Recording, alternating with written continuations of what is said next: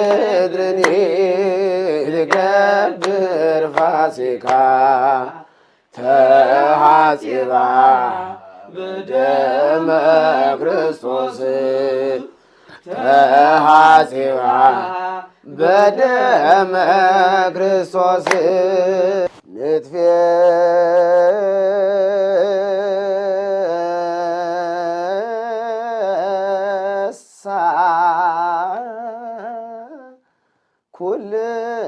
كلنا بذكر اسمه كتاوم وبدأ معسكالك أدم تفسر إيما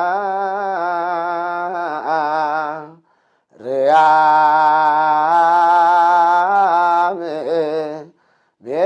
بزاوية كل عالم نتفيه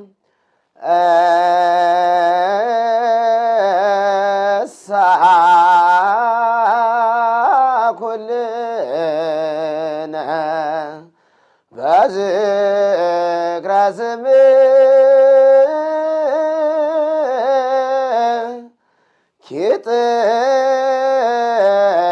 كتاوم وبدأ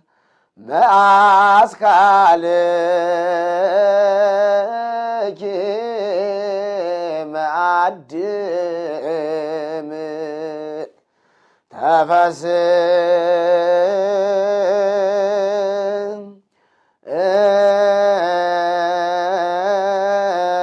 إيما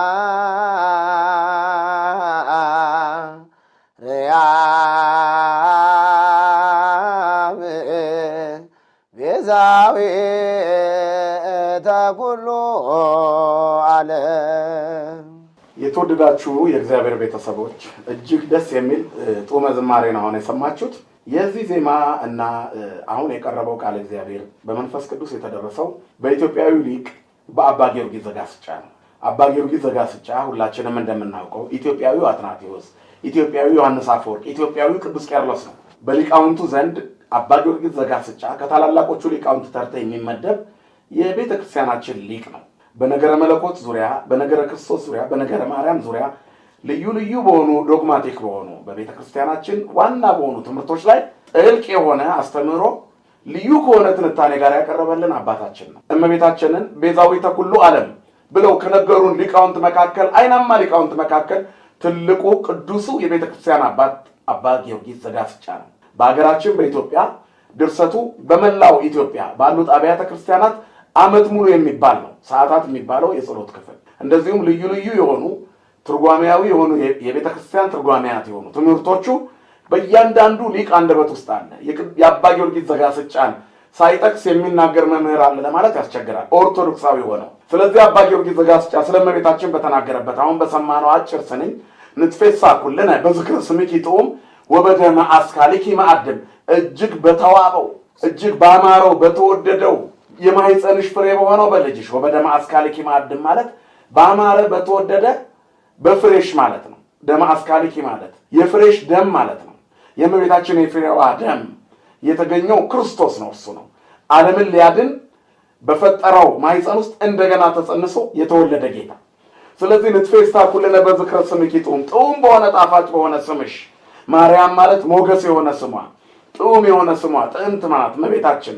ማርያም ማለት መንግሥተ ሰማያት መርታ የምታስገባ ናት። ከማር ወለላ የሚጣፍጥ ስም ያላት እናታችን ናት። ዓለም ሁሉ የሚድንበትን የሕይወት እንጀራ የሰጠችን የእንጀራ ቤታችን ናት። ስለዚህ ሁላችንም ጥዑም በሆነው በስምሽ መታሰቢያ ደስ ይለናል። ማርያም ብለን አናቆምም። ወላዲተ አምላክ ማርያም፣ እማ አምላክ ማርያም፣ እግዝእትነ ቅድስት እምነ ማርያም እንላታለን። ስለዚህ በዚህ ደስ ይለናል። ምክንያቱም ቅድስት ማርያም ሆይ ቤዛዊተ ኩሉ ዓለም፣ ጥዑም በሆነ ስምሽ ፍጹም በሆነ በፍሬሽ ማለት ያማረ የተወደደ በሆነ ፍሬሽ ደም ደስ ይለናል። ክርስቶስ ከሰማያት የወረደ የሕይወት እንጀራ ነው። አነ ውእቱ ብስተ ሕይወት ዘወረደም ሰማያት ዘበላ ሥጋዬ ወሰቴ ደሜ በሕይወት ዘላለም፣ ሥጋዬን የበላ ደሜን የጠጣ የዘላለም ሕይወት አለው አለ። ያንን ደም የነሳው ከእመቤታችን ነው። ያንን ሥጋ የነሳው ከእመቤታችን ነው። ወበደመ አስካልኪ ማዕድም፣ በፍሬሽ ደም ባማረ በተወደደው በፍሬሽ ደም ይላል። ያንን ደም የጠጣ ነው መንግሥተ ሰማያት የሚገባው። ስለዚህ ከእመቤታችን በነሳው ሥጋና ደም ዓለምን አድኗል። እንኩ ይሄ ብሉ ሥጋዬ ነው ብሎ የሰጠን ከእሷ የነሳውን ነው። ሥጋ ይዞ ከሰማያት አልመጣም። ስለዚህ ማርያም በሚለው ስም ደስ ይለናል። ተርበን ለነበርነው ጥጋባችን ሆናለች። ተጠምተን ለነበርነው እርካታችን ሆናለች። የመንግሥተ ሰማያት መንገድ የምታሳየን ምድር ሆና ሰማይ የነካች መሰላል ሆና እንላለች። ሁላችንም በዚህ ስምሽ ደስ ይለናል። ከምንም በላይ ደግሞ ወበደመ አስካልኪ ማዕድም፣ ከአንቺ በተገኘው በፍሬሽ ደም እጅግ ያማረ የተወደደ በሆነ ፍሬሽ በሱ ደም ደስ ይለናል። በከበረ ደሙ ፈሳሽነት ከባህሪ አባቱ ከአብ ከባህሪ ሕይወቱ ከመንፈስ ቅዱስ ከራሱ ጋር አስታርቆናልና አባ ኤፍሬም ሶርያዊ ወኮነ አራቄ ለአዲስ ኪዳን በውይዘ ደሙ ቅዱስ ይላል። በከበረ ደሙ ፈሳሽነት ለአዲስ ኪዳን አማኞች ለኛ አስታራቂያችን ሆኗል። ክርስቶስ የታረቀን በደሙ ፈሳሽነት ነው።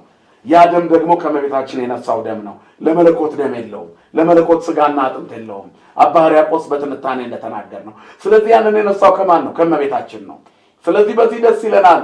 በዚህ ራስን በመስጠት ሁለንተናሽን በመስጠት የማይቻለውን በመቻል ሙሉ ሕይወትሽን ሰጥተሻልና ቅድስት ማርያም ቤዛዊተ ኩሉ ዓለም ነገደ ተሳቶ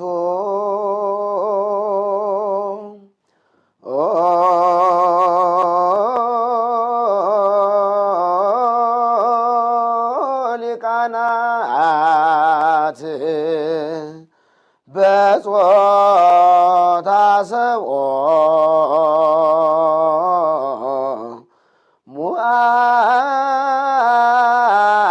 ሙአቅርንት በዘይረት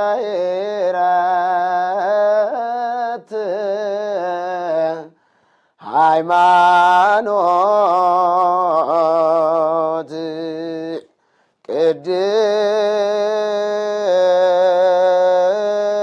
ቅድስት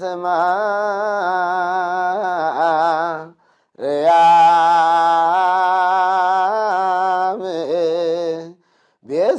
ቤዛዊተ ዓለም ንግሥት። የተወደዳችሁ በመላው ዓለም ያላችሁ ክርስቲያኖች አሁንም የሰማነው ቃለ እግዚአብሔር ከአባታችን ከሊቁ አባ ጊዮርጊስ ዘጋስጫ ሰዓታት ከተባለው የቤተክርስቲያናችን ልዩ የዘወትር አገልግሎት የተወሰደ ነው።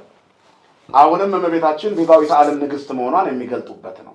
ከላይ ባለው ሐሳብ ሲናገሩ ነገደ ተሳቱ ሊቃናት በጾታ ሰብኦ መዋቅርንት በዘይረት ሃይማኖት ይላል። ይሄ በጾታ ሰብኦ መዋቅርንት ነገደ ተሳቱ ሊቃናት በጾታ ሰብኦ መዋቅርንት በዘይረት ሃይማኖት ቅድስት ማርያም ቤዛዊተ ዓለም ንግሥት ነው። የዓለም ሁሉ ቤዛ የሆንሽ ንግሥት ማርያም ሆይ እንዲህ እያሉ ያመሰግኑሻል። ማን ናቸው? ነገደ ተሳቱ ሊቃናት የተሳ ወተሳቱ ሊቃነ መላእክት ሊቃናት የሆኑ መላእክት በዘይረት ሃይማኖት በቀናች በሰው ወገን ባለች በጾታ ሰብኦ መዋቅርንት በሰዎች ወገን ባለች ልዩና ርትዕት ንጽሕት በሆነች ሃይማኖት ወገን ሆነው አንቺን ያመሰግኑሻል። ምድራውያን ብቻ ሳይሆኑ ሰማያውያንም ያመሰግኑሻል ነው። ለምድራውያን ሰዎች የመዳናቸው ምክንያት ነሽ። ለሰማያውያን ሰዎች ደግሞ ፍቅራቸውን፣ ፈጣሪያቸውን፣ አምላካቸውን እንዲያዩ ምክንያት ሆነሻል።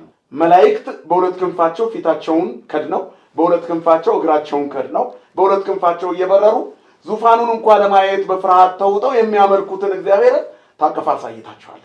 ከዚህ በላይ ቤዛነት አለ? ሰማይና ምድር የማይችሉት እንችላለች።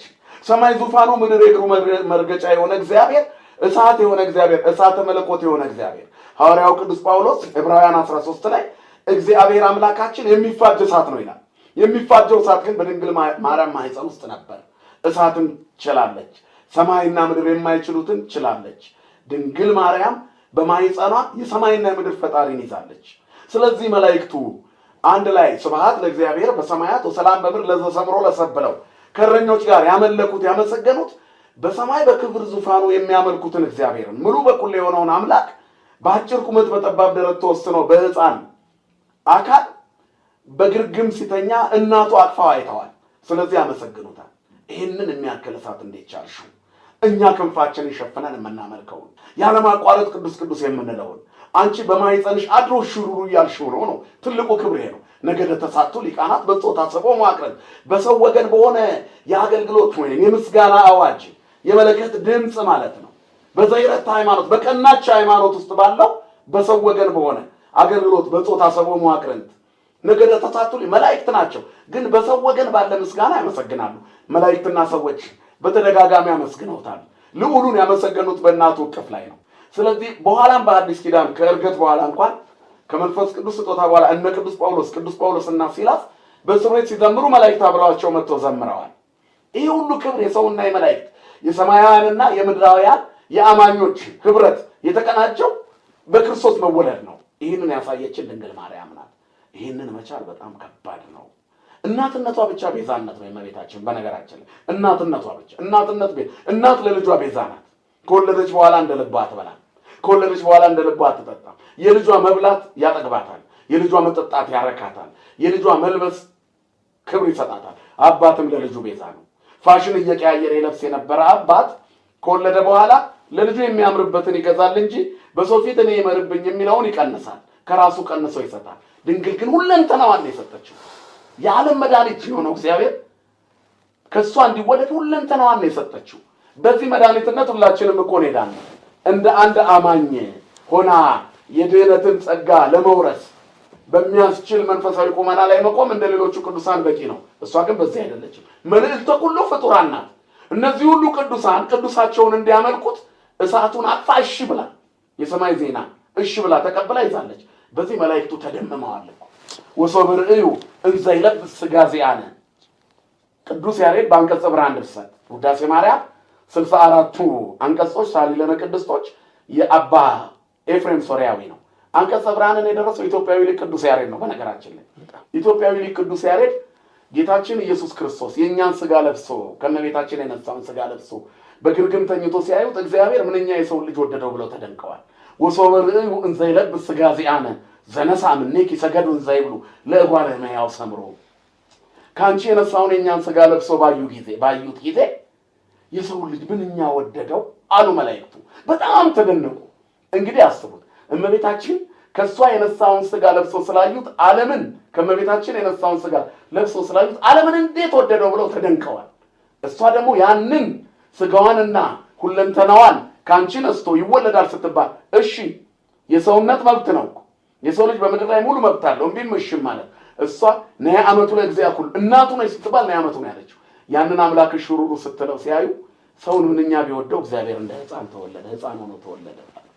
እሷ ደግሞ ምንኛ ንጽሕት ብትሆን ይህንን ታላቅ እሳት ሽሩሩ ማለት ቻለች። በጾታ ሰው መዋቅርት በዘይረታ ሃይማኖት ቅድስት ማርያም ቤዛዊተ ዓለም ንግሥት ቅድስት ማርያም ሆይ የዓለም ቤዛ የሆንሽ ንግሥት ነች። ከእመቤታችን በላይ ንግሥት የለም። ንግሥት ነይ ብሉክ ይላታል አባ ጊዮርጊስ ዘጋስጫ እኮ ሌላ ቦታ ደቂቀ አዳም ሁሉ ወራግዕዛንኪ ያብዕሉ። የአዳም ልጆች በሙሉ የትድግናሽን ዘመን እያጎሉ ንግሥታችን ይሉሻል። እመቤታችን በከፍታ የምትጠራ እንጂ በዚህ ደረጃ ለሙግት የምትቀርብ እመቤት አይደለችም። አይደለም በእኛ ቤት ውስጥ ትልቅ የሃይማኖት መሪ ሆኖ ይቅርና በሌላ ቤት ያሉት ሰዎች እንኳን በዚህ ልክ እመቤታችንን አልተዳፈሯትም። ምክንያቱም እሷ በምድርና በሰማይ መካከል ሊገለጥ የማይቻለውን ገልጣለች። አዚ ዓለም በእራሁ ኩሉ ውስጥ ውስጥ እዴው ይጸውር ድደ ወይ ነበር ጠፈረ መሰረተ ዓለምን በጣቱ የያዘ ሁሉ በእጁ የሆነው እግዚአብሔር በእጁ ውስጥ ገብቷል።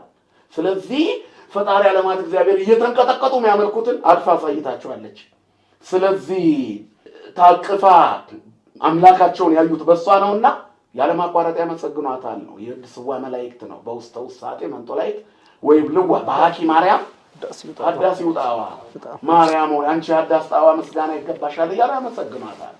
ምክንያቱም ያለማቋረጥ የሚያመሰግኑትን እሷ አዝለዋለች፣ አቅፋዋለች፣ ሽሩሩ ብለዋለች፣ አልቅሷል እጇ ላይ። ከዚህ በላይ ክብር የለም የእመቤታችን ክብር። በዚህ ሁኔታ የሚጠቀስ እንዲህ ሲጀመር አሉታዊ ቋንቋ ለእመቤታችን የሃይማኖት መሪ ሲጠቀም በታሪክ ውስጥ የመጀመሪያው ነው። ከነንስጥሮስና ከነሱ ቀጥሎ ከንስጥሮስ ቀጥሎ ወይንም ከንስጥሮስና መሰሎቹ ቀጥሎ በዘመናችን በአካል በግዘፍ በቅርብ የምናውቀውና አባታችን ብለን የምንጠራው ሰው በዚህ ልክ እመቤታችንን ሞግቶ ክብሯን ለማሳነስ መሞከር በጣም ልብ የሚነካ ነው። ስለዚህ ለአባ ጊዮርጊስ ዘጋስጫ በረከቱ ይደርብን። አሜን። የወድስዋ መላእክት ለማርያም የወድስዋ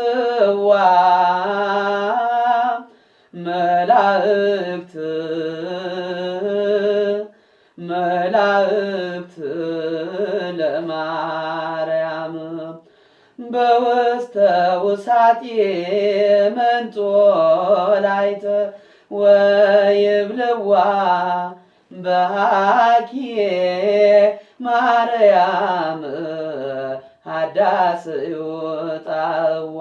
ሃሌሉያ ዮም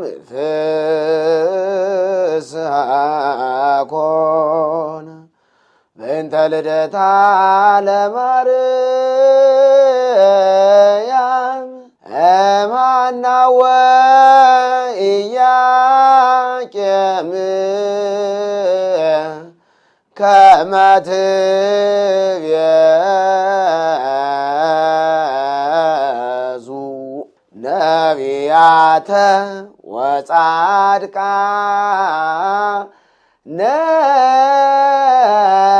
አማን ተወልደት እመብርሃን። በእውነቱ መልሳን ለሆነው ለወንድማችን ለዲያቆን መምህር ኃይለልዑል ግርማ ዝማሬ መላእክት ያሰማልን፣ የቅዱስ ያሬድን በረከት ያድልልን። በጣም ደስ የሚል ቃል የቅዱስ ያሬድን ልብ የሚነካ ኢትዮጵያዊው ሊቅ ቅዱስ ያሬድ። ቅዱስ ያሬድ እንግዲህ ከመ ትቤዙ ነቢያተ ወጻድቃነ ብሎ እመቤታችንን ጠቅሷታል። አሁን እመቤታችን ቤዛዊተ ዓለም አትባልም ትባላለች የሚል ከራካሪ ጉዳይ ሆኖ መቅረብ አልነበረበትም። ምን ታስቦ እንደተባለ አላውቅም። እኔ በጣም ልቤ በጣም ነው የሚያዝነው። ሰው ኦርቶዶክሳውያን አንድ ሰው በእመቤታችን እናቴም ብትሆን አባቴም ቢሆን በእመቤታችን ከመጡብኝ እኮ ተለያይተናል። በእውነት ኢትዮጵያውያን በእመቤታችን አይደራደሩም። በምን ያህል ደረጃ እንዲህ እንደተባለ አላውቅም። እኔ ለምን እንዲህ እንዳሉ እኚህ አባት ለምን እንዳሉ አላውቅም። ብቻ ግን ከቤተ ክርስቲያኒቱ የምንጠብቀው ወይ ቅዱስ ያሬድ ነው ልክ፣ ወይ እሳቸው ናቸው ልክ፣ ወይ አባ ጊዮርጊስ ዘጋስጫ ነው ልክ፣ ወይ እሳቸው ናቸው ልክ። ይህን አበጥሮ ቅዱስ ሲኖዶስ እንዲነግረን እንፈልጋለን። እኛም ሚናችንን እንድንለይ ይህንን ጉዳይ ይህንን ዘመቻ አሁን የጀመርነውን ትግል የእመቤታችንን ክብር የማስጠበቅ ትግል እንደዚሁ እንደ አንድ ሰሞን ቃላቶች ተርገብግቦ የሚያልቅ አይደለም። እስከ መጨረሻ ድረስ መጨረሻውን እስከምንሰማ እንቀጥላለን። ተድበስብሶ የሚያልፍ ጉዳይ አይደለም። ቁልጭ ያለ ኑፋቄ ክህደት ስለሆነ እና በእውነት ወደዚህ ወደ ትርጓሜው ይህን ስንመለከት ዮም ፍስሐ ኮነ በእንተ ልደታ ለማርያም እምሃና ወኢያቄም፣ ከሐናና ከኢያቄም እመቤታችን በመወለዷ ምክንያት ዛሬ ደስታ ሆነ ነው። አሁን ቅድሞ ወንድማችን እንዳለው ዮም ፍስሐ ኮነ የሚለው የቅዱስ ያሬድ ቃል እግዚአብሔር አንገርጋሪ ዮም ፍስሐ ኮነ ብሎ የሚጀምረው ስለ ክርስቶስ ብቻ ነው። የሌሎቹ ቅዱሳን ላይ ስለ አቡነ ተክለ ሃይማኖት አባ አቡነ መምህርነ ብሎ ነው የሚጀምረው። ሌላው ደግሞ ግሩማን መላእክት ብሎ ነው የሚጀምረው የአቡነ ገብረ መንፈስ ቅዱስ ይመስለኛል። ሌሎቹንም ብናነሳ ምልጣን ወይንም አንገርጋሪ ሲነሳ በእንደዚህ አይነት ሁኔታ ነው የሚነሳው። ዮም ፍስሐ ኮነ ብሎ ሃሌሉያ ብሎ ዮም ፍስሐ ኮነ ብሎ የሚጀምረው የጌታ ብቻ ነው። በእንተ ልደቱ በሰንበተ ክርስቲያን ለዘተንሥአ ክርስቶስ እሙታን አሁን ያለንበት ምስጋና እንደዚህ እያለ ነው የሚቀጥለው። በእንተ ዕርገቱ አሁን ዮም ፍስሐ ከሆነ የሚለው ከፍጡር ለእመቤታችን ብቻ ነው። እመቤታችን ምን ያህል ክብር እንዳላት በአባቶች ዘንድ በሊቃውንት ዘንድ በቤተ ክርስቲያናችን በኦርቶዶክሳዊ ተዋሕዶ ራስ በሆኑ አባቶች ዘንድ ራስ የሆነውን የቤተ ክርስቲያኒቱ ራስ የሆነውን ጉልላት የሆነውን ክርስቶስ ይዘው የእሱ እንደራሴዎች በሆኑ ራስ በሆኑ አባቶች ዘንድም ያላትን ክብር በቅዱሳት መጻሕፍት ያላትን ክብር የሚገልጸው ይሄ ነው። እንደ ቅዱስ ያሬድ የዜማ ሊቅ ደራሲ ማንም የለም። አልቦም ቅድሜው ወአልቦም ድኅሬው የተባለለት ነው። ከሰማይ ዜማ ሰምቶ የመጣ ነው ቅዱስ ያሬድ። የሰማይን ዜማ ለቤተ ክርስቲያናችን ሰጥቶ ዓለም ሁሉ የሚቀናባት ኦርቶዶክሳዊ ተዋሕዶ እንድትኖር ያደረገ ነው። እሱ እንግዲህ እመቤታችንን ዮም ፍስሐ ከሆነ በእንተ ልደታ ለማርያም እምሃና ወኢያቄም ከሐናና ከኢያቄም በተወለደችው በእመቤታችን ምክንያት እሷ ስለተወለደች ዛሬ ደስታ ሆነ ይላል። ከዛ ከመ ትቤዙ ነቢያተ ወጻድቃነ ጻድቃንና ነቢያትን ትቤዣቸው ዘንድ እመቤታችን እንግዲህ ምን ይመጣል? ማርያም ቤዛዊት ዓለም አትባልም ትባላለች ቢል ጥያቄ የለም። ናት ወይ አይደለችም ወይ እንኳን ብንል ናት ነው። ትባላለች አትባልም እላታለሁ አልላትም ማለት ይቻላል። ማንም ሰው ይሄንን ካፋችን ሊነጥቅብን አይችልም። ማንም ሰው ክብራችን ይሁብ ለባዕድ ክብሬ መጽሐፍ የሚለው ክብሬ ለሌላ አልሰጥም ነው። እመቤታችን ቤዛዊት ዓለም አትባልም ብሎ መናገር ክብርን ለሌላ አሳልፎ መስጠት ነው። ወይሁብ ለባዕድ ክብሬ ነው የሚለው መጽሐፍ ክብሬ ለሌላ አልሰጥም እና አምንናት ብንሞት ይሻላል። በእውነት እመቤታችንን በዚህ ደረጃ ተናግሮ ከመኖር አምኖ መሞት ይሻላል። ምክንያቱም እሷ የእግዚአብሔር እናት ናት። ሰማይን ያለ ምሰሶ መሬትን ያለ ካስማ የዘረጋ የእግዚአብሔር እናት ናት። እሷ ስለተወለደች ዮም ፍስሐ ከሆነ አለ አባታችን ቅዱስ ያሬድ። በቃ ቅዱስ ያሬድ እንዳስተማረው ማንም አላስተማረም በኢትዮጵያ ቤተክርስቲያን። እነዚህ ሁለቱ ቱባ ኢትዮጵያውያን ሊቃውንት ኢትዮጵያውያን ቄርሎሶች ናቸው። ዮሐንስ አፈወርቆች ናቸው። አባ ጊዮርጊስ ዘጋስጫና ቅዱስ ያሬድ። ሌሎቹም ሊቃውንት ብዙዎቹ ሊቃውንት ይሄን ብለዋል። ዋና ዋናዎቹን እንጥራ ብለን ዋና አንጓዎቹ በአገልግሎት በቤተክርስቲያን የዶግማ ትንታኔ ውስጥ ነጥብ አንዳች ነገር የሌለባቸው ፍጹም ንጽሕት የሆነችዋን ኦርቶዶክስ በትክክል የገለጡ ሁለቱ አበው እመቤታችንን ቤዛዊተ ኩሉ ዓለም ብለዋታል። አትባልም ብሎ እነሱን ለማረም የመጣ ማን ነው? ከአባ ጊዮርጊስ ዘጋስጫ የሚበልጥ ማን ነው? ከቅዱስ ያሬድ የሚበልጥ? የእነሱን ተምሮ ሸምድዶ የሚናገር ሰው እንዴት እነሱን ሊያርም ይፈልጋል?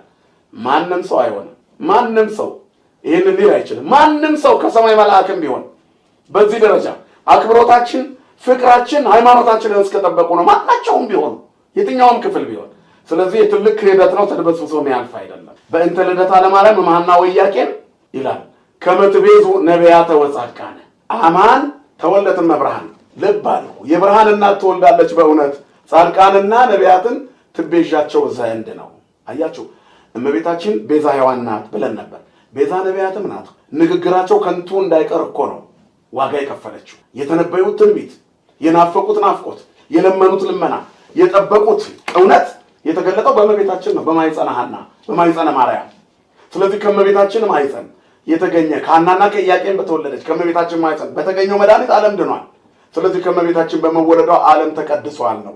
ያረጀው ማንነታችን ታድሷል። ጽንሰትኪ መራአረጊት ወለአረጋዊ ከብካቦ እንተ ተሐደሰ በኪ ለእግዚአብሔር ውርዙተ ሕዝቡ። መወለዷ ብቻ አይምሰላችሁ። አባ ጽጌ ድንግል በማኅሌተ ጽጌ መጸነስሽ ለአረጋዊቷ ወይንም ለአሮጊቷ ሙሽራ አድርጓታል። አሮጊቷን ያንቺ መጸነስ ወለአረጋዊ ከብካቡ አረጋዊን ደግሞ ወደ ጫጉላው እንደሚገባ እንደ አዲስ ሙሽራ አድርጎታል። እርጅናውን አድሶታል። ለምን? እንተ ተሐደሰ በኪ ለእግዚአብሔር ውርዙተ ሕዝቡ። የሕዝቡ እርጅና በአንቺ ታድሷል። ወብኪ ተሐደሰ ቀዳሜ ኩሉ ፍጥረት ያለውን የአባ ሕርያቆስን ይዞ ታላቁ ሊቅ አባ ጽጌ ድንግል እንተ ተሐደሰ በኪ ለእግዚአብሔር ውርዙተ ሕዝቡ። የዓለም በኃጢአት ያረጀው ዓለም የታደሰው በእመቤታችን በኩል በመጣው በክርስቶስ ነው መልእክቱ። የትም ቦታ ላይ እመቤታችንን ቤዛነት ከክርስቶስ ጋር ያነጻጸር የለም። ለምን በዚህ ቀን ሊጠቀስ እንደታሰበ አይገባኝም። ስለዚህ ይሄ ቃል በትክክል ነው። ነቢያትን ከዚያ በኋላ ጻድቃን ዞረው መብልዖሙ ሐመልማላት ወንብረቶሙ በገዳማት የተባሉ መናንያን አባቶቻችን በምናንያቸው መስቀሉን ሲተክሉ ሳሊ ለነገሥት ሳይሉ አይውሉ። ከእሷ በተወለደው ክርስቶስ ነው። መልአኩ ለእረኞች ሲያበስር የክርስቶስን መምጣት ተወልዷል ሕፃን ብቻ አላለም። ከእናቱ ጋር ግርግም ታገኙታላችሁ ነው። እመቤታችን ምክንያት ናት። ማንም ሰው የዓለም መድኃኒት የሆነው ክርስቶስ ስራ ውስጥ ማንም አልተሳተፈም። እመቤታችን ብቻ ተሳትፋለች። ስጋውን ቆርሶ ደሙን አፍስሶ የሰጠው ከሷ በነሳው ነው። የመዳን ምክንያት ሆናለች። በክርስቶስ የማዳን ስራ ውስጥ ተሳትፋለች። ይሄ የኦሪየንታል አብያተ ክርስቲያናት እምነት ነው። በፍጹም ይሄ በየትኛውም ቤተክርስቲያን እንዲህ አይነት ክህደት ተነግሮ አያውቅም። ኦሪየንታል አብያተ ክርስቲያናት ውስጥ የኛ አባት ለምን ይሄን እንዳሉ እግዚአብሔር ይወቀው። ስለዚህ ትልቅ ክህደት ነው። የተወደዳቸው እግዚአብሔር ቤተሰቦች በመላው ዓለም የምትገኙ ቅዱስ ጳውሎስ እንደተናገረው ከሰማይ መልአክ እንኳን እኛ ከሰበክንላችሁ ወንጌል ውጪ ወርዶ ቢነግራችሁ አትቀበሉት ነው የሚለው። ጳጳስ ቢሆን ኤጲስቆጶስ መልአክ እንኳን ቢሆን ከሰማይ ሰማያት የወረደ መልአክ እንኳን ወርዶ ቤተክርስቲያን ከምታስተምረው ትምህርት ውጪ ሐዋርያት ከሰበኩት፣ ቅዱሳን ከሰበኩት፣ እነ ቅዱስ ያሬድ ከሰበኩን፣ እነ አባ ጊዮርጊስ ዘጋስጫ ከሰበኩን፣ እነ ዮሐንስ አፈወርቅ ከሰበኩን ውጪ ማንም መጥቶ ሊነግረን አይችልም። ለእመቤታችን ስግደት እንድገባ 3 ጊዜ እሰግድልሻለሁ የሚለው እሰግድለኪ ላይ ምንድን ነው? እግዚአብሔር ከአንቺ ሰው ሆኖ ሙሽራው ከጫቅላው እንዲወጣ ከአንቺ ወጣ እመቤቴ ማርያም ሆይ ይላል ዮሐንስ አፈወርቅ አይደል? ደስ ይበልሽ። የጠፋ በግ አዳምን የፈለገው ባገኘውን ጊዜ የተሸከመው እውነተኛ ቸር ጠባቂያችን ክርስቶስ ከአንቺ የተወለደ እመቤቴ ማርያም ሆይ ደስ ይበልሽ። እግዚአብሔር በደይን የጣላት የሔዋን ጽኑ የሚጎዳ ማሰሪያ የተቆረጠላት ባንቺ ነው ይላታል ዮሐንስ አፈወርቅ ነው ያለው። ሃይማኖተ አበው ላይ የተጻፈ ነው። እሰግድለኪ መቅደመ ማርያም እኮ ከሃይማኖተ አበው የተገለበጠ። ስለዚህ እግዚአብሔር በደይን የጣላት የሔዋን ጽኑ የሚጎዳ ማሰሪያዋ ባንቺ የተቆረጠላት እመቤቴ ማርያም ሆይ ደስ ይበልሽ። እግዚአብሔር በብሩህ ደመና ተጭኖ የመጣው አንቺ ማኅፀን ውስጥ ነው ያደረው። ደስ ይበልሽ። ከአብ ከመንፈስ ቅዱስ ጋር የምንሰግድለት ከሦስቱ አካል አንዱ አካል እግዚአብሔር ባንቺ ማኅፀን ተገኝቷል። ደስ ይበልሽ። እኔ ዮሐንስ አፈወርቅ ወንጌል የማስተምርለት የጌታ እናቱ ሆይ ደስ ይበልሽ፣ ሰላምታ ይገባሻል። ወንጌል የምሰብክለት የጌታ እናቱ ሆይ ደስ ይበልሽ። ከወለድሽ በኋላ ማኅተመ ድንግልናሽ ያልተለወጠ እመቤቴ ማርያም ሆይ ደስ ይበልሽ። ማኅተመ ድንግልናሽ ሳይለወጥ የወለድሽው እመቤቴ ማርያም ሆይ ሰላምታ ይገባሻል። ልዩ መድኃኒታችንን ስለወለድሽ እናትና አገልጋይ እግዚአብሔር ባህሪሽን ባህሪው አድርጓል። ባህሪው አድርጓል እግዚአብሔር። እንኳን እመቤታችን ቀርቶ እኮ እንደው የሰው ባህሪ እኮ ሰው አምላክ ሆኗል። አምላክ ሰው ሆኗል። በእመቤታችን እኮ ነው የተከናወነ። ስለዚህ ዓለምን ከጥፋት ለመዳን በምድር ላይ እመቤታችን ናት ያለችው ምክንያት የሆነች። እግዚአብሔር ከሰማይ ወደ ምድር ተመለከተ አይደለ? ነጸረ አብን ሰማይ ወኢረከበ ዘከማኪ ነው ፈነወ አቤኪ። ነጸረ አብን ሰማይ ወኢረከበ ዘከማኪ፣ ከአንቺ እንዳንቺ ያለ እግዚአብሔር ከሰማይ ወደ ምድር ተመለከተ፣ እንዳንቺ ያለ አላገኘም። ነጸረ አብን ሰማይ ምስራቅ ወምዕራብ ሰሜን ወደቡብ ወስተ ኩሉ አጽናፍ ነው። አስተንፈሰ ወአጼነወ ወኢረከበ ዘከማኪ። እግዚአብሔር ከሰማይ ወደ ምድር ተመለከተ፣ ምስራቅና ምዕራብን ሰሜንና ደቡብን አየ፣ ተነፈሰ፣ አሻተተ ዙሪያውን በሰውኛ ባህሪ ገልጦት ነው። ከዚያ በኋላ ምንድን ነው ያለው? ወኢረከበ እንዳንቺ ያለ አላገኘም አለ። ሉቃስ ወደ አንዲት ድንግል ዘንድ አለ ሲጽፍልን። ሉቃስ 2 ቦታ ነው ይሄን የጻፈው። የሐዋርያት ሥራ ምዕራፍ 1 ወደ መጨረሻው ቁጥር ስታነቡ ከበዓለ ሃምሳ በፊት ያለ መጨረሻው አንቀጽ ላይ 12ቱን ደቀ መዛሙርት ይጠራና 11ዱን እነዚህ ሁሉ ከሴቶችና ከኢየሱስ እናት ማርያም ጋር ይላል። ደቀ መዛሙርቱን ጠርቶ የጌታ ደቀ መዛሙርት የነበሩትን በይሁዳ ፋንታ የተተካውን ማትያስን ጨምሮ 12ቱን ይጠራና እነዚህ ሁሉ ይላል ከሴቶችና ከኢየሱስ እናት ከማርያም ጋር። እመቤታችን ሴት አይደለች እንዴ? በጾታዋ ሰው እኮ ነች፣ ግን ትለያለች። ወንጌላዊው ለይቶ ያስቀመጣትን ለምንድን ነው ለይቶ መንቀፍ የተፈለገው? በዚህ ቀን ነገረ ክርስቶስ ስቅለተ ክርስቶስ በሚሰበክበት ቀን ድንግል ማርያም ሐዘን ላይ በሆነችበት ቀን እንደገና እሷን መውቀስ ያስፈልጋል? ያውም ከአንድ ኦርቶዶክሳዊ አባት ወይ ዮሐን ልጅ እያለች የቀራንዮውን ኮረብታ ሲወጣ እንባዋ አልቆ ውስጧ ቆስሎ ለሃ ማርያምን ያነበበ አባት እመቤታችንን እንዲህ አይላትም። ግብረ ሕማማቱ የሚደንቅ ዓለም የተደመመበት ይህንን ቴክስቱን ኤዲት ያደረጉ ፊሎሎጂስቶች የጽሁፉ ፍሰት መንፈስ ቅዱሳዊ እንጂ ሰዋዊ እንዳልሆነ የተደመሙበት ግብረ ሕማማት ለሃ ማርያም ምን ያህል የእመቤታችን ሐዘን እንደሚያብራራው ማየት ይቻላል፣ ክርስቶሎጂን ያልጣሰ። ስለዚህ እመቤታችን በእናትነቷ ቤዛ ኩሉ ዓለም ነች። የእናትነት ቤዛዋ የማይቻለውን በመቻል ለልጇ ሁሉን ነገር መክፈል፣ የግብፅን በረሃ ያሸዋን ሁለት ማቋረጥ፣ አዝላው እያለቀሰች መጓዝ፣ በልቧ ተጠብቀዋለች። አምላክ እንደሆነ ታውቃለች። የእናትነት አንጀቷ ልጄን ይገሉብኛል እያለች ታለቅሳለች። በአምላክነቱ ታመልከዋለች። እመቤታችን የኖረችው ኑሮ ኧረ በጣም ከባድ ነው። የተጓዘችበት የህይወት ጉዞ እንዲህ የምትባል አይደለችም። ያንን ሁሉ ችላ ምንም ያላጠፋ ልጇን ቀራንዮ ኮረብታ ላይ እርጥብ መስቀል አሸክመው እያዳፉ ሲወስዱት አንድ ልጄ እያለች እያለቀሰች ባለችበት ቀን አዳራሽ ውስጥ ተገኝቶ እመቤታችን እንዲያትባልን ብሎ መናገር በምን የሚካካት ክህደት ነው? ምን አይነት ድፍረት፣ ምን አይነት የነውር ቋንቋ ነው ይሄ? እኔ ቅዱስ ሲኖዶስ አባቶች ይሄንን እንድታዩት አደራላለሁ። ዮሐንስ አፈወርቅ ይወገዝና እኛ አባት ልክ ከሆኑ ይቀጥሉ፣ ካልበለዛ በምን አይነት ቁመና ነው ከእንደዚህ አይነት ሰዎች ጋር ቆመን ቅዳሴ ማርያም ሊቀድሱ ነው ነገር ልናስቀድስ ነው? ይቅርታ ባልተጠየቀበት ቁመና አይሆንም። ስለዚህ እመቤታችን ቤዛዊተ ኩሉ ዓለም ናት። ይኸው ከመትቤዙ ነቢያተ ወጻድቃነ አማን ተወልደ እመብርሃን ይላል። እመብርሃን ተወለደች በእውነት ነቢያትና ጻድቃንን ቤዛ ትሆን ዘንድ አለ። ጻድቃን ቅዱሳን መስቀላቸውን ተክለው የሚጸልዩለትን ጌታ እመቤታችን ቤዛ ሆነች ሲባል የሔዋን ምትክ ሆነችላቸው። ቤዛ ሆነች፣ ሁለንተናዋን ለክርስቶስ ሰጠች። ቤዛ ሆነች፣ የመስቀል ስር ስጦታ። እናትነቷ ቤዛነት ነው። እናት ለልጇ ቤዛ ናት። እስራኤላውያን እኮ ጫማ የእግር ቤዛ ነው ተብሎ ይተረጎማል። 40 ዓመት የረገጡት ጫማ ቤዛ አልሆናቸውም እንዴ? ዋጋ አልከፈለም? ያሸዋውን ግለት አልተቋቋመም? ቤዛነት ማለት ይሄ ነው። አያችሁ፣ ለሌላው አሳልፎ መስጠት ነው። ስለዚህ እመቤታችን ልጇ እንዳይሞት ከለላ ሆና እንዳይገሉባት እነ ሄሮድስ ስትደብቀው ኖራ ከሄሮድስ ሸሽታ የግብፅን በረሃ አቋርጣ ያ ወርሃ ጽጌ ብክዩ ሕዙናን ሀልዮክሙ ስደታ እያልን የምንዘምረው እንደዚህ የሚል ካህን እንዲህ እያለ ያደገ ካህን እንዴት ቤዛዊተ ኩሉ ዓለም አትባልም ይላል? በሐዘኑ ቀን ሰው እንኳን ለቅሶ ይደረስና እግዚአብሔር ያጽና ይባላል። እመቤታችን እኮ ስቅለቱን የምናስበው የሐዘኗ ቀን እኮ ነው። ያቅ እንዴት እንደዚህ ይባላል? እና በጣም ያሳዝናል። የተወደዳቸው እግዚአብሔር ቤተሰቦች ግን ሁሉን ነገር ትተን ቅዱስ ሲኖዶስ የሚለንን እንጠብቃለን። ይኸውም ፍስሐ ከሆነ ዛሬ ደስታ ሆነ ማለት ነው። ጌታ በመወለዱ ደስታ ሆኗል። ከማን ነው የተወለደው? ከእመቤታችን። ስለዚህ እመቤታችን በመወለዷ ደስታ ሆነ። የደስታዎች ሁሉ መገኛ ናት። አስገኝ በሌለበት የሚገኝ ደስታ የለም። የደስታዎች ሁሉ አስገኝ ናት። የልደቱ፣ የትንሣኤ፣ የእርገቱ ሁሉ የሁሉ በስጋ የተከናወነ ነው። በስጋ ማርያም ነው የመጣው። በስጋ ማርያም አረገ። በስጋ ማርያም ይመጣል ተመልሶ። ወደ ዓለምን የረገጠው እግዚአብሔር በአካል የታየው በስጋ ማርያም ነው። ስለዚህ ሲያርግም ያየነው በስጋ ማርያም ነው። የተወጋ ጎኑን የተሸነከረ እጆቹን እያሳየን ያረገው በስጋ ማርያም ተመልሶ። ስለዚህ የሰውን ክብር የሰውን ልጅ ሰውነት በሰማያት በክብር ያነገሰ አምላክ ነው። ይህንን ክብር ደግሞ ለማግኘት ምክንያት የሆነችው እመቤታችን ናት። ስለዚህ የትውልድ ሁሉ የደስታ አስገኝ በምድር ላይ የምናገኛት እመቤታችንን ነው። ዮም ፍስሐ ኮነ በእንተ ልደታ ለማርያም። እነሆ ዛሬ በእመቤታችን መወለድ ደስታ ሆነ። ምክንያቱም የልደቱን ደስታ፣ የትንሣኤውን ደስታ፣ የእርገቱን ደስታ የምታጎናጽፈን እመቤት ዛሬ ትወልዳለችና እሷ ባትወለድ ኖሮስ የሚል ጥያቄ ነው የሚነሳው። ሌሎች እንደሚሉት ከሌላ አንችልም። አንዲት ድንግል እኮ ነው የሚለው ሉቃስ ወንጌል። ወደ አንዲት ድንግል ዘንድ ተላከ። አንዲትና ብዙ እኮ አሉ ደናግል። አንዲት ለምን አላት? ድንግልናዋ በሰማይ ሚዛን ትክክል የሆነ በእግዚአብሔር ምርጫ ልዩ የሆነ ስለሆነ ነው። አንዲት ድንግል የሚለው ቃል ይሄንን ነው የሚያብራራው። በሁለተኛ ደረጃ አንዲት ድንግል የሚለውን ቃል ከሴቶችና ከኢየሱስ እናት ከማርያም ጋር ቅድም ጥቅሱን ተናግሬዋለሁ። ሉቃስ ሐዋርያት ሥራ ላይ እመቤታችን ልዩ ስለሆነች ከሴቶች የተለየች አንቺ ከሴቶች መካከል የተለየሽ ነሽ ብሏታል። ይህንን ባለበት ቃሉ መልአኩ ሉቃስ ያን ስለመዘገበ ድጋሚ ሐዋርያት ሥራ ላይ ሲጽፈው ከሴቶች ለይቶ ለብቻ ከሴቶችና ከኢየሱስ እናት ከማርያም ጋር ይላል የሐዋርያት ሥራ ምዕራፍ 1 ቁጥር መጨረሻ ላይ። ስለዚህ እመቤታችን ልዩ ነች።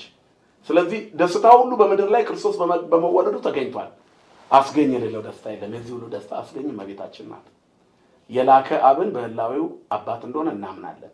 የተላከ ወልድንም እናምናለን። ማህየው የሚሆን መንፈስ ቅዱስንም እናምናለን። ዓለምን ለማዳን በእርሱ ፈቃድ በአባቱ ፈቃድ በመንፈስ ቅዱስ ፈቃድ መጥቶ አዳነን ነው አይደል? እስመ በፈቃዱ ወበስምረተ አቡሁ ወመንፈስ ቅዱስ መጽአ አዳነን ብለን ነው የምናምነው። ስለዚህ በመንፈስ ቅዱስ ፈቃድ መጥቶ ያዳነን ጌታ ሲመጣ የመጣበት መንገድ እመቤታችንን አስፈቅዶ ነው። ነፃ ፈቃዷን ተጠቅሞ ነው። እሷን በነፃ ፈቃዷ ጠይቃ እንደ ጥሩ ተማሪ ጠይቃ ከተረዳች በኋላ ነይ አመቱ ለእግዚአ ኩሉ ይኩነኒ ነው ያለችው። ስለዚህ የደስታ ሁሉ አስገኝ የሆነች ዛሬ ተገኘች። አስገኝ የሌለው ደስታ የለም። ስለዚህ እመቤታችን በሌለችበት የምናወራው ስጋዌ የለም። እመቤታችን በሌለችበት ዮም ፍስሐ ኮነ የምንለው ደስታ የለም። የመጀመሪያው ደስታ እመቤታችን መወለዷ፣ ቀጥሎ ያለው ደስታ ደግሞ የዓለምን መድኃኒት መውለዷ። እሷ የተወለደችው ደጅ ነው። ልጇ የተወለደው ደጅ ነው። ዓለምን ከደጅ ወደ ውስጥ ለማስገባት ከገነት ጀርባ ከአትክልቱ ጓሮ ሸሽቶ ከገነት የወጣውን ደጅ የወደቀውን ሰው ለማንሳት እመቤታችን ደጅ ለወደቀው ሰው እሷም ደጅ ተወልዳለች። በስደት በደስታ እኮ አልተወለደችም። ያልተቀበለችው መከራ የለም። ድንግል ማርያም ሕይወቷ በመንከራተት ያለቀ ነው። ዛሬም በስቅለቷ ቀን በልጇ ክብር የነገሱና አስኬማ የደፉ አባቶች ሁሉ ሳይቀሩ ድጋሚ ሊያስለቅሷት ይሞክራሉ። ትልቁ ጉዳይ ግን እመቤታችን ቅድስት ድንግል ማርያም ደጅ ተወልዳ መድኃኒቷን ልጇን ደጅ ወለደችው። ዓለምን ለማዳን የእናትና ልጇ አመጣጥ አንድ አይነት ነው። እሷ ምክንያተ ድኅነት፣ እሱ ደግሞ የዓለም መድኃኒት ነው። የመድኃኒትነቱን ስፍራ ጫፉን ነክታ አታውቅም። እመቤታችን የፍቅር እናት ናት። አማላጅነቷ፣ እናትነቷ፣ ቤዛዊተ ኩሉ ዓለም መሆኗ ድንቅ አይደለም? ያን ያህል አይደንቅ? እመቤታችን ቤዛ ኩሉ ዓለም ተባለች። እስራኤል 40 ዓመት የረገጡት ጫማቸው የእግራቸው ቤዛ ነበረ። ያልተጣመመ ፀሐዩ ዋዩን የተቋቋመ የነሱ የሚቃጠሉትን የተቃጠለላቸው የሚላጠውን እግራቸውን እሱ የተላጠላቸው አይደል? መከራ የተቀበለላቸው ጫማቸው ቤዛ ሆኗል። ቤዛ ማለት ዋጋ የሚከፍል ማለት ነው። እመቤታችን ትውልድ ሁሉ የሚመጣበትን ስደት ገፈት ቀምሳለች አይደለ? የመጥቁል ተንኮል በእሷ ላይ ሊያርፍባት ሞክሮ ነበረ። የአይሁድ ማሳደድ በእሷ ጀምሮ ነው ልጇ ላይ ሁሉ የቀጠለው። ያልተደረገ የለም። ከሞተች በኋላ እንኳን ሳይቀር አስከሬኗን እናቃጥላት ብሎ ታውፋንያን ልከውታል። መስመሩን ስናጠናው እመቤታችን ቤዛዊተ ኩሉ ዓለም ለመሆኗ ትልቅ ማስተማሪያ ነው። ወንጌል ላይ እኮ ክርስቶስ እኔ የዓለም ብርሃን ነኝ ብሏል። አነ ውእቱ ብርሃኑ ለዓለም አይደል? እኔ የዓለም ብርሃን ነኝ፣ ክርስቶስ ብርሃን ነው። ሐዋርያትን ደግሞ አንትሙ ብርሃኑ ለዓለም ብሏቸዋል። እመቤታችን ቤዛዊተ ኩሉ ዓለም አትባልም ባሉበት ሐዋርያት የዓለም ብርሃን አይባሉም ለምን አላሉ? ጌታ ያለው ናችሁ ብሎ አይደል? ስለዚህ ለሁሉም ለእያንዳንዱ ነገር በማስተዋል መናገር ያስፈልጋል። ካለበለዚያ እንደዚህ አይነት ማዳለት ዶግማን ያናጋል። ብዙ ነገር ነው ያናጋው። የቤተ ክርስቲያኒቱን አገልግሎት ያናጋል። በነገራችን ላይ የቅዱስ ያሬድ ማህሌት ጥርግ ብሎ መውጣት አለበት። የኛ አባት ንግግር ትክክል ከሆነ ሰዓታቱ ጥርግ ብሎ ከቤተ ክርስቲያን መውጣት አለበት። ምክንያቱም እነዚህ ትልልቆቹ የቤተ ክርስቲያን ቃለ እግዚአብሔሮች በዚህ የተሰሩ ናቸው። የእግዚአብሔርን ሰው መሆን በምናወራበት ቦታ ላይ ሁሉ የእመቤታችንን ክብርና ከፍታ ሳንናገር አናልፍም። አማን በአማን አማን በአማን ተወልደት አማን በአማን አማን በአማን ተወልደት እመብርሃን ተወልደት እመብርሃን። ፍኖተ ጽድቅ ማህበርን በተመለከተ ነው። ግን ከማህበሩ በላይ አቡኑ ተጠያቂ ናቸው። አቡኑ ከማህበር በላይ ናቸው። ብፁዕ አቡነ ገብርኤል በስቅለት ቀን ምን ሊሰሩ ነው አዳራሽ ውስጥ የሚሄዱት? በአብ ከ9 አበይት በዓላት መካከል አንዱ በሆነው እረኛ ሆነው በጎቻቸውን እዛ ሲያሰግዱ ካልዋሉ መቼ ሊያሰግዱት ነው? የአምቦን ህዝብ ሄደው ያንን የመሰለ ድንቅ አብያተ ክርስቲያናት ያለባትን ምዕራብ ሸዋ ሀገረ ስብከት ትተው የሆነ አዳራሽ ውስጥ መገኘት ለምን ፈለጉ? የአምቦ ህዝብስ እንደው አዳራሽ ውስጥ ከሚገኘው ህዝብ አንሶባቸው ነው? ያን እኛ ከልጅነታችን ጀምሮ ያገለገልነው ህዝብ ነው። ያገለገልነውም ህዝብ ከዚህ ውጪ ሌላ ነገር ሰምቶ አይ አባት ናቸው ቢሳሳቱን አይቻልም፣ አንቀበልም። ይሄን በትክክል ነው። ሁለተኛ ቀኖና ቤተክርስቲያንን ጥሰው ነው የሄዱት ባይነኝ እኔ ተፈቅዶላቸው የክፍሉ ጳጳስ ፈቅደውላቸው እንኳን ተገኝተው ቢሆን የራሳቸውን ህዝብ ለየትኛው ሊቀ ጳጳስ ሰጥተው ነው የሄዱት። አብይ በሆነ በዓል ላይ ህዝቡ እንደ ቅጠል ረግፎ እንደ ሻሽ ተነጥፎ ኪርያላይቱን እያለ በሚሰግድበት ሰዓት ጥብጠባውን የሚመራው ማን ነው? ያንን ስርዓት አስተምሮ በስነ ስርዓት ህዝቡን እቺ ቃልስ አምቦ ላይ ትነገራለች። የአምቦ ህዝብ ለሃይማኖቱ ምን ያህል እንደሆነ ልጅ ሆነን እናውቀዋለን። ተነግሮ ይደገማል፣ እኛ እናውቀዋለን። ምዕራብ ሸዋን እናውቀዋለን። ያልገባንበት ገጠር የለም። ህዝቡ የኛ አባት ነው። ከእያንዳንዱ ደሳሳ ጎጆ ጀምሮ ያማረ የተዋበ ቤታቸው ውስጥ ሁሉ ገብተን አይተናል። ለመብርሃን ፍቅር ለመስጠት ብሔር አይጠቀስም። ኢትዮጵያዊነት በራሱ በቂ ነው። ኦርቶዶክሳዊነት በቂ ነው። እንኳን እኛ በዛ የስቅለት ቀን ፕሮቴስታንቶችን እመቤታችንን በዚህ ልክ አይነቅፏት። እኛን ለማናደድ ምን ይናገሩ እንጂ የዛን ቀን አይነቅፏት። በእውነት ስቅለተ ክርስቶስ በምን አይነት ሁኔታ በቤተክርስቲያን እንደሚከበር እመቤታችን ምን አይነት ጥልቅ ሐዘን ውስጥ ልትሆን እንደምትችል የተጻፈ ነገር ለነሱ ባይኖራቸው እንኳን ከኛ አስተምሮና ከኢትዮጵያዊነት የተነሳ ዝም ይባላል። ሐዘን ላይ የተቀመጠ ሰው አይወቀስም። በዚህ ልክ ክብሩ አይነካም። ስለዚህ አገረ ስብከታቸውን ጥለው መገኘታቸው፣ ህዝባቸውን በትነው መገኘታቸውን ቅዱስ ሲኖዶስ እንዲጠይቅልን እንፈልጋለን። ፍኖተ ጽድቅን በተመለከተ ለቤተ ክርስቲያኒቷ የማይለቅ ደዌ ይሆናል። ፍኖተ ጽድቅ እኛ አገልጋዮችም ለመንከባከብ ሞክረናል። እኔም በግሌ አንድ የዩቲዩብ ፕሮግራም ላይ ቀርቤ ለሰውየው ለመከላከል ሊመለስ የሚፈልግ ቤተክርስቲያኗን ይቅርታ ሊጠይቅ የሚያስብ በዚህ መንገድ ያለ ሰው ብለን ታግለንለታል በነበረው የዛሬ 3 ዓመት አካባቢ። ከዛ ቀጥሎ ደግሞ በየዓመቱ ብዙ ወንድሞቻችን እኔ ባልገኝ ወንድሞቼ ደግሞ እየተገኙ ሲታገሉ ነው። ፍኖተ ጽድቅ የሚባል ስም እኔ ይሄ የፍኖተ ጽድቅ ባለቤትም መጋቢ አይላፍ ጸጋዬ በታላቅ አክብሮት መለምነው ቤተክርስቲያኗን የሚወዳት ከሆነ ቢዘጋው። የስቅለት ዕለት ካላንደር በዘጋበት ቀን እሱ ቤቱ ታቦት ነው እንዴ? ቤቱ የሚከፍተው ስግደት የቱ ጋር ነው? ንሴብሖ ተብሎ ለይሁዳ ወልዱ ወለውሉዱ ተብሎ ዳዊት የሚደገመው የቱ ጋር ነው?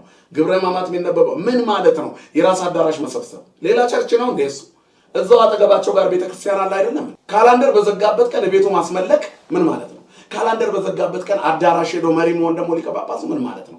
ሁሉም ነገር ብልሽት ያለ ነው። በዛን ቀን ሰውየው እኚህ ሊቀ ጳጳሱ ይህን ቃል እንኳን ባይናገሩ ማለት ነው ትክክለኛዋን ትምህርት እንኳን ቢያስተምሩ በዛን ቀን እዛ መገኘታቸው በራሱ ሌላ። በዛን ቀን የትኛውም ማህበር ቤቱን ከፍቶ እየሰገደ ከሆነ ክልክል ነው። ሳውዲ አረቢያ የሚኖሩ እህቶቻችን ሰብሰብ ብሎ ይሰግዳሉ። የለም ቤተክርስቲያን የመን ከፈረሰ በኋላ ዘግተው ቤተክርስቲያን የነበረ ቦታ ላይ ይሰግዳሉ። ታቦተ ሕጉም ባይኖርማ የለማ እዛ የሚገኙትን እየጠየቁ ሰግደው ኪራይ ላይ ሶም ብለው ያለውን ቀማምሰው መጨረሻ ላይ ንሴቦ ብለው ዘምረው ያለችውን ቀምሰው ዳቦአቸውን ይሄዳሉ። ለሊት ትንሣኤ የሚቀደስ የለም። ግን አክፍለው ግን በጋራ ተመግበው ፋሲካን ያከብራሉ። እነዚህ የተቸገሩ ናቸው። ዙሪያው ታቦት ባለበት ቤተ መቅደስ እንደ ዓለም ገና አጠቃላይ ዙሮ መቅደስ በመቅደስ በሆነበት ታላላቅ ሊቃውንት ያሉበት ቦታ ምን ማቋቋም ተፈልጎ ነው? የስግደት ዕለት ቀሚስ ለብሰው የተቀመጡ ጓደኞቻችን አገልጋዮች ለምንድን ነው እዛ የተገኛችሁት? እናንተ ስቅለትን አክብራችኋል። የጥብጠባውን ስነ ስርዓት ሳይከናወን ተገኝታችሁ ትንሣኤም እዛው አድራችሁ ሊሆን ይችላል። የእናንተ ነገር አይታወቅም። ስለዚህ ይሄ ነገር በፍጹም በቃ ከናካቴው መዘጋት ነው ያለበት። ለቤተክርስቲያን የሚያስብ ከሆነ ንዋየ ቅድሳቶቹን ቢፈልግ ይሽጣቸው፣ ቢፈልግ የፈለገ ያደርጋቸው። እዛ ያሉትን አንስቶ አጠገቡን ጋር ላለ ቤተክርስቲያን መስጠት ይችላል። ፍኖተ ጽድቅ እንደው ቢዘጋው ደስ ይለኛል። ከዚህ በላይ ስህተት የለም። ካላንደር በዘጋበት ቀን ሰራተኞቼን ላሰግድ ነው ካለ ሰራተኞቹ እሱ የፈጠራቸው ናቸው እንዴ? ምንድን ነው እየተደረገ ያለው? ስለዚህ አያስፈልግም። የፍኖተ ጽድቅ ስህተት ስርየት የሌለው ስህተት ነው። ከይቅርታ ጋር እኔ ፈራጅ አይደለሁም፣ ነገር ግን ስርየት የለውም። የስቅለት ቀን የራሱ አዳራሹ ሰዎችን ማሰገድ ከካህንና ከቤተ ክርስቲያን ጋር እንዳይገናኙ የመከላከል ያክል ነው ለእኔ የሚታየኝ። ጉንዱሾች አይደሉም፣ አይነ ስውራን አይደሉም፣ ዘመድ አዝማድ የሚያደርሳቸው ያጡ እስረኞች አይደሉም። እስር ቤት ላሉት እንኳን ሳይቀር ቤተ ክርስቲያን ተሰርቶ የጥብጠባው ስነ ስርዓት በካህናት ይከናወናል። ያን ያህል አስሮ የራስ አድርጎ ማስቀረት በጣም ስህተት ነው።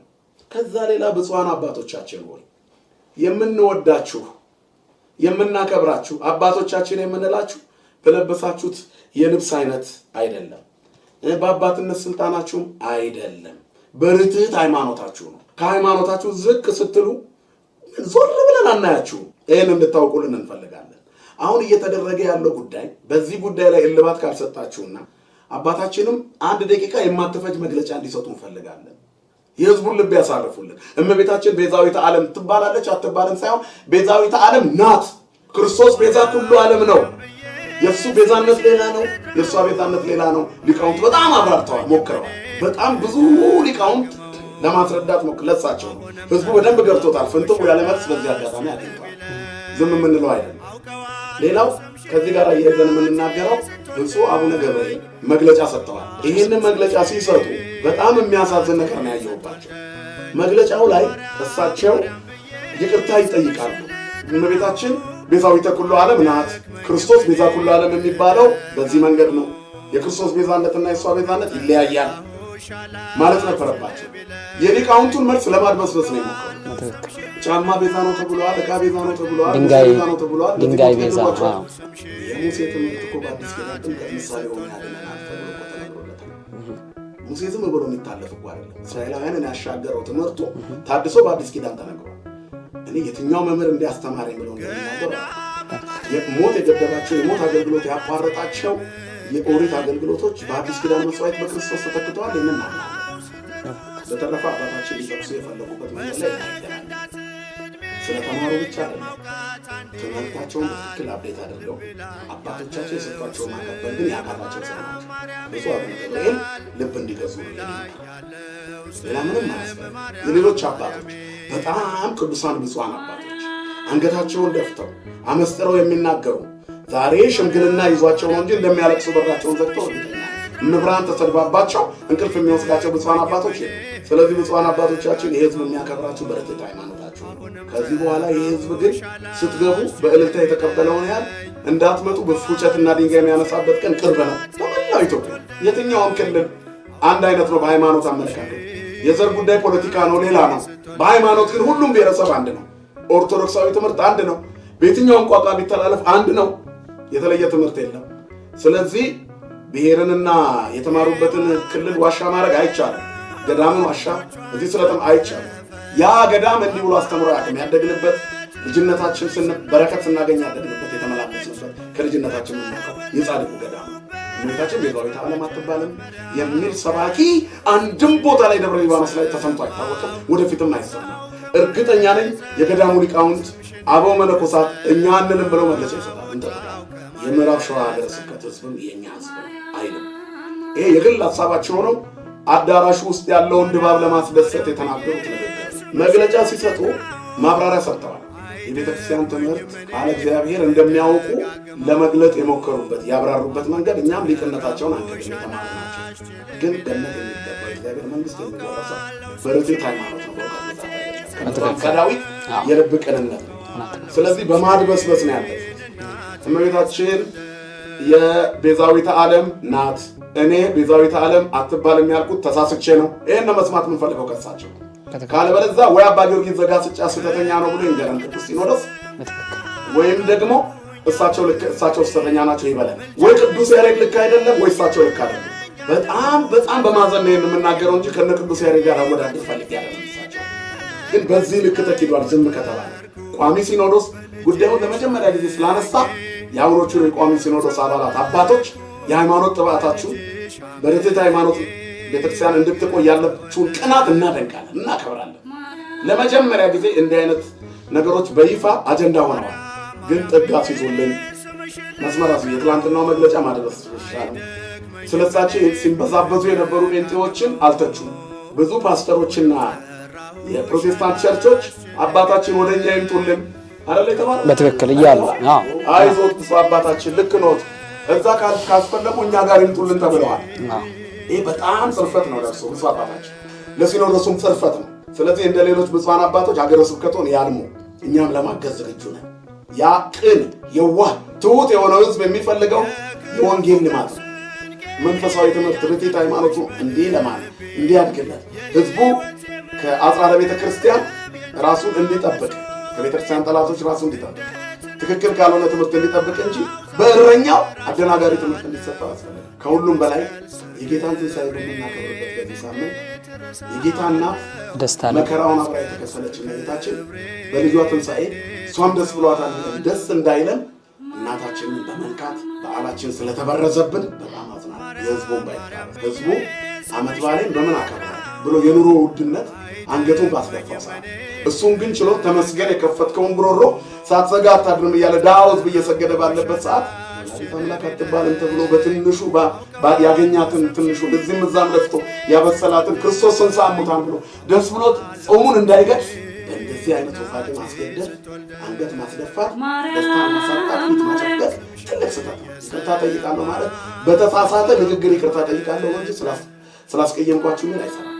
ሊቃውንቱ በጣም ትልልቅ ምሁራን ናቸው። ቲክቶክ ላይ ፌስቡክ ላይ የቀረቡት አባቶች ቀንተው ነው ባይማወቃቸው እና ትንሽ ሞክረዋል አንዳንዶች የሚባሉ አይደሉም። ምስጋና እንዲመሰገኑም አይደለም። ሌላው ለምዕመናን የማስተላልፈው መልእክት ይቺ ነገር ጥጓን እስከምትይዝ ድረስ ለሃይማኖታችን እስከ መጨረሻ ውጤቱን ለማወቅ ወደ ደስታ